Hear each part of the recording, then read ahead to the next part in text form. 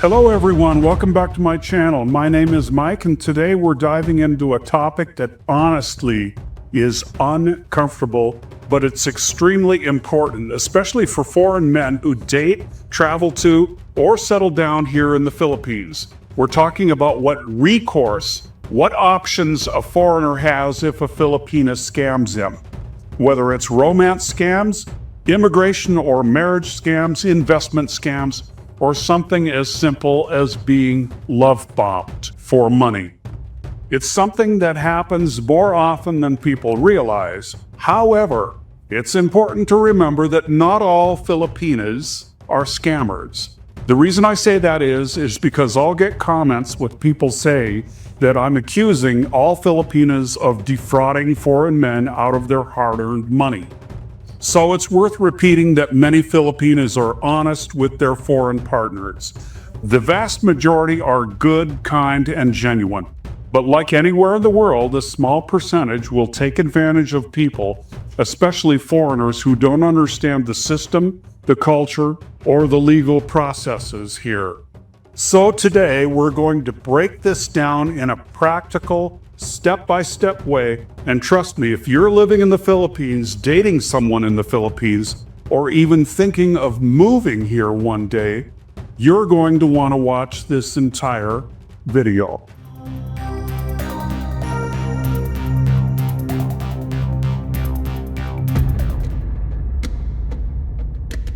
So the more common scammers are the nickel and dime Filipinas who just go after small amounts.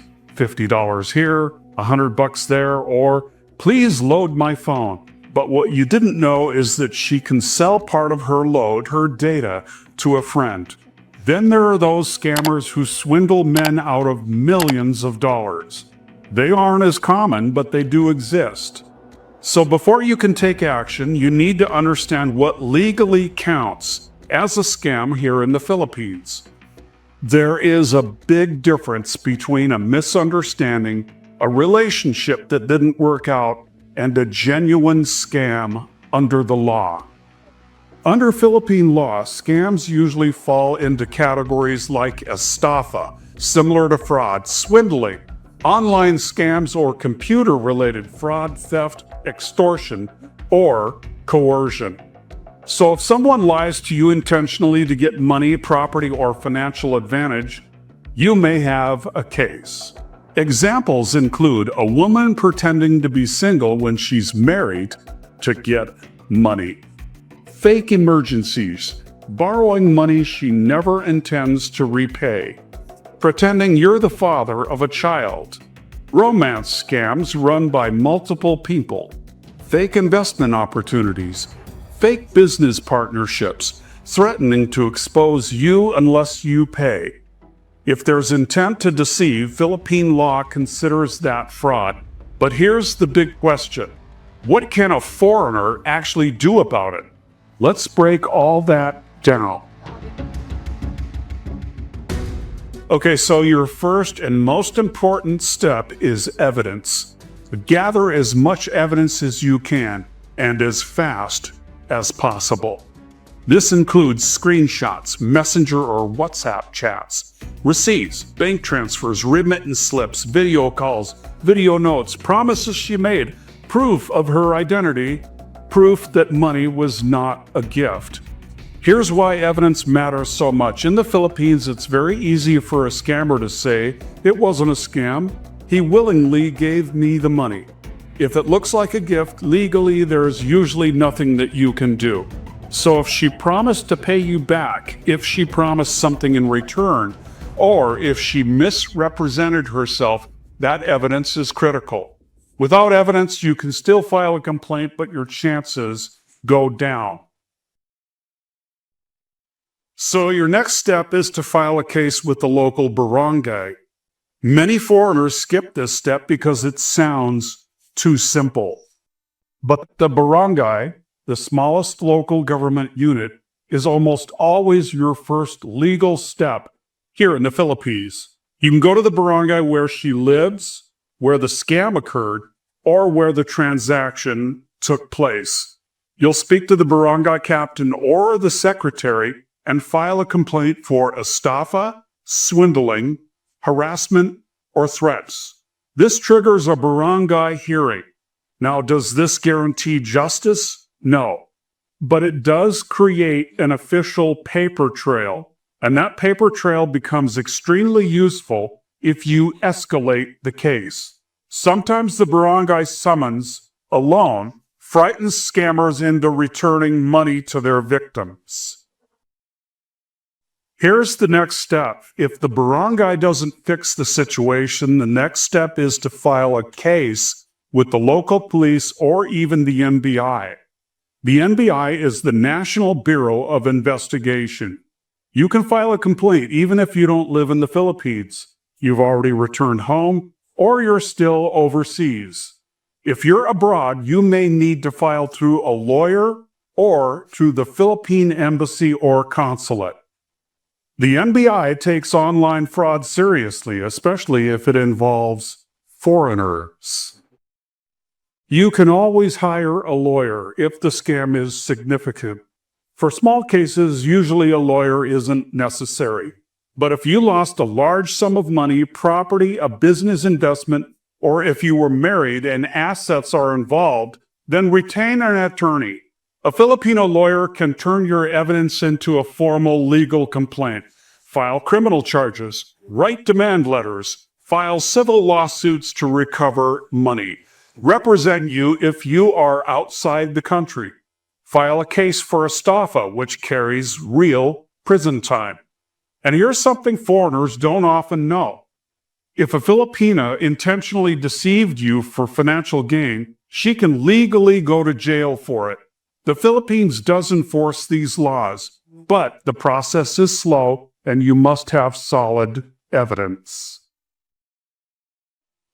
The next step, immigration involvement. If it applies, if the scam involves marriage, visa sponsorships, fake documents, or identity fraud. You can also file a complaint with Philippine immigration if a woman married you only for immigration purposes. She hid that she's already married, she forged documents, or she used you to commit fraud. Immigration violations carry heavy penalties. Here's where it can get really interesting. Embassy or consulate support. Your home country's embassy cannot act as your lawyer.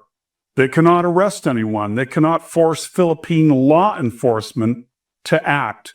But what they can do is help document your complaint, provide lists of trusted lawyers, assist if threats or extortion are involved, help you file a report from overseas, warn other foreign nationals if the scammer is part of a larger operation. In romance scams, embassies take patterns seriously if multiple victims come forward. My personal experience is that what I've heard about the U.S. Embassy in Manila is that you can get a Filipina blacklisted. What about what you can't do as a foreigner? This is important. There are limits to what foreigners can legally do here in the Philippines. You cannot intimidate or threaten someone into repayment. Show up at their house demanding money. Confront their family emotionally or violently. Harass them online or expose them publicly.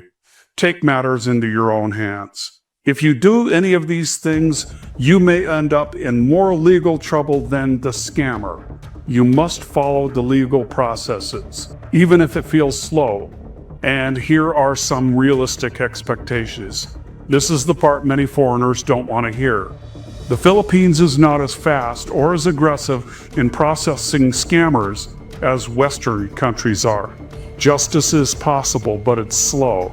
You need patience, evidence, and persistence. Your chances are high if you have clear evidence. The amount of money is significant. The scammer has done this to others. You work with a lawyer, you push through all of the necessary steps. Your chances are low if you willingly sent money with no conditions. You have no proof. It was relationship drama, not fraud. Or you broke laws while trying to get revenge. This is why prevention is key. Okay, ways foreigners can protect themselves. Here's some practical advice to keep you safe. Never send money to someone you haven't met in person. Don't pay for a woman's entire family expenses. Never co-sign on loans or buy property in somebody else's name. Avoid sending Gcash or bank transfers without a written agreement. Don't fall for emergency stories repeated over and over. Verify everything: documents, identity, marital status. Move slowly in relationships. Never let loneliness make decisions for you. Most Filipinos are honest, loyal, and good-hearted, but scammers exist everywhere, and they target foreigners who are lonely, overly generous, or easily guilt-tripped. And they sleep just fine at night even after your heart is broken and your bank account is drained. You have recourse, you have rights, but the best recourse is prevention. A good Filipino will never ask you for money. If you found today's video helpful, do me a favor, hit that like button, drop a comment below, subscribe, and click or tap that bell notification so you don't miss future videos about life, dating, and truths here in the Philippines. Thanks for watching, and I'll see you in the next video. Stay safe out there, protect yourselves. God bless, and peace out.